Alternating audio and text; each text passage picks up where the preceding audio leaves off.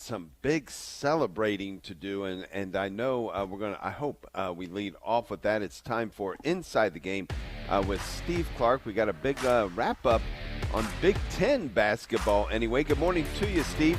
Hey, Steve. Morning, Dave. This is also your daylight saving times champion here on the other end of the mic this morning, too. So. There you go. So not standard daylight. We should switch to that and stay with it. Well, I like that it changes. Oh, you do? Because I'm a morning person. I like that it changes. And I've got my reasoning for it. If we have time at the end, we can talk about it. Okay. But Dave, you're absolutely right. The Michigan basketball team winning their fifth top 10 matchup of the season, a 90-80 win over Michigan State. Wow. Here's some of my impressions of the game and the season going forward. My initial impression is that Yaxel Lindenborg comes to play in big games. He's got 27 points on 8 of 12 shooting, including 5 of 6 from 3, and a perfect from the free throw line. There has been some spirited debate over the last couple of weeks as whether he should win the Big Ten's MVP award this season because his stats aren't exactly eye-opening. Oh. And has shown recently that he is leading on the stat board in big matchups, including last Sunday. I think he'll win the Big Ten's MVP over Michigan State's Jeremy Fears and Illinois' Keaton Vogler. Yeah, and he was second impression. Uh-huh. Go ahead, Ron. No, I was just going to say. I mean, paused. His stats, even coming into the team, were phenomenal, and it's great to see that. A lot of times you have this high hope, and then it kind of peters out. But in this case, he's more than delivered. No, he was, a questionable first-round pick. He decided to come back to play college basketball to the University of Michigan. And it's an unselfish team that has a lot of great players on it. So they distribute the basketball kind of evenly to everybody. And that doesn't necessarily mean your stats going to be, eye-popping or anything like that. But in these big games and top 10 matchups, he is clearly a defining guy, and I think he'll be the MVP. My second impression is that Michigan State under Tom Izzo continues to improve and peak at the right time. They may have lost yesterday, but their handicaps from earlier in the year appears to be mitigated.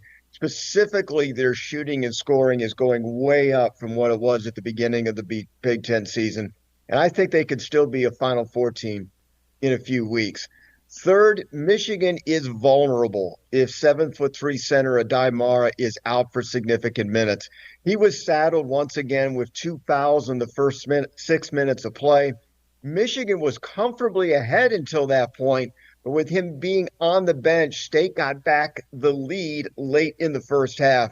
Mara is such a dominating force in the low post. He's a rim protector, an incredible passer at his position, but he needs to be on the court more often and out of foul trouble. Otherwise, Michigan, which is good enough without him to beat a ton of teams, maybe, though, not against the elite teams in a one-and-done postseason tournament. I will say this, guys. I think Michigan State matchup of Michigan, the path certainly seems good for MSU because of who they're playing. Purdue, who was the AP's preseason, number one team going into the year, is in a free fall motion right now. They're not playing well, and if Michigan State can just get ahead of UCLA on Friday night, I think they have a path to the championship game. Yeah, obviously a lot of teams are going to need good tournaments in order to get into the big dance coming up. That's true with the Big Ten. It's true for other conferences as well. So a lot of teams on that bubble are going to need some good showings coming up. And one of those teams that doesn't is Ohio State. At the number 8 seed, they're likely will be playing Iowa at noon on Thursday.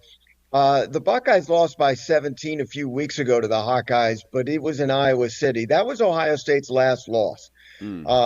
Michigan will be awaiting the winner of the 8-9 matchup, but there isn't much drama for Ohio State because they've won their last 3 games. I think the Buckeyes could, say with almost certainty that their ticket is punched for the NCAA tournament, even if they don't play Michigan on Friday. So if they're in, Steve, all of a sudden you're looking. I mean, look, we've got. If you're looking at the Big Ten, you're almost looking at the same thing that we're looking at college football. The Big Ten is a pretty dominant force as we go into the big dance coming in after these conference tournaments. Yeah, it's funny with the way things are working out. The SEC is in the last few years has risen up as a power too. And when you look at the number of teams that could represent out of the Big Ten and the SEC, it's the most. I mean, it's 9, 10, it's possibly even 11 teams from each of those conferences making the tournament. And of course, there's a lot of debate about Miami of Ohio finishing their first, We keep losing him. 76. Well, in the Midwest, I think UNLV got to that point in 91 as well.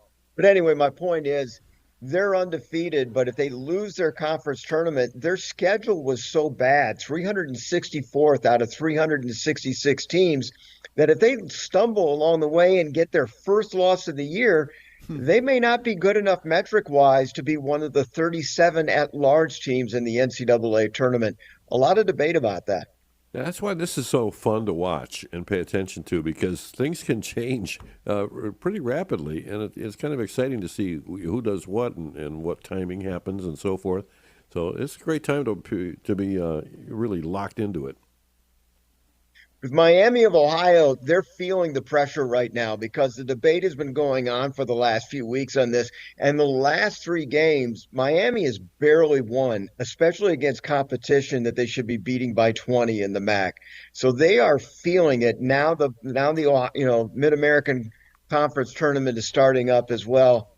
And I would like to see Miami make it one way or the other because it should be a good litmus test of what a team deserves to get, even if they're undefeated, but plays a schedule so weak. I kind of want to see it play out to, kind of iron out the debates in future years. Which brings us to daylight savings time and standard time. Got to hear this, what is Steve. going on here? You like the clocks to change. So, Dave, what do you prefer? Do you prefer standard or daylight? I'll be honest with you. I don't care. Just don't change it. So here's my deal with it. If we keep it at standard time, which is what it was last week when we were talking, that means we're going to have 5 a.m. sunrises and birds chirping in my ears outside my window at 4 a.m. because they're like the good old days. Yeah, it's beautiful. Got no problem with that. I don't need 5 a.m. sunrises. And if we have it in daylight time, I don't need 9 a.m. sunrises in the winter. No 9 a.m. sunrises. That's why we have this shift in balance. All right, 30 minutes split the difference. That's it right there. There you go, Dad. That's Thanks, right. Steve. Going back to Jimmy and Buddy. Steve Clark, ladies and gentlemen.